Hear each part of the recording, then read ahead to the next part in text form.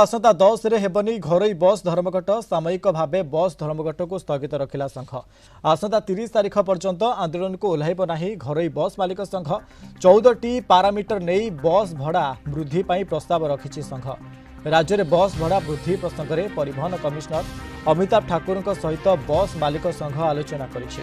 Diesel दर सहित लुब्रिकांट tyre बीमा battery सुधार कर्मचारी दरमा आदि बढ़ी। गत 6 वर्ष धरी ए समस्त दिग को ध्यान दे भड़ा वृद्धि हुई नहीं। एसबू दिग को देखि भड़ा वृद्धि करने को दाबी रखा राज्य घरोई बस मालिक संघ साधारण संपादक देवेंद्र साहू।